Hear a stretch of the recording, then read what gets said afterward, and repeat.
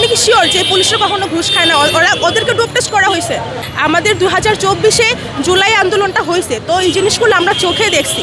আর পুলিশের উপর যে এই যে দায়িত্বটা দিয়ে দেওয়া হয়, আসলে কি পুলিশের মধ্যে যে ফিল্টারকরণ আছে, আপনি কি শিওর যে পুলিশরা কখনো ঘুষ খায় না? ওদেরকে ডোপ টেস্ট করা হয়েছে। ওরা কি শতভাগ ক্লিন? এমন তো কোনো গ্যারান্টি নাই। এখন ওরা যে অভিযান চালাচ্ছে, অভিযান চালানো ভালো কথা, আমরা এগ্রি করি। আমরাও চাই মাদক নির্মূল হোক।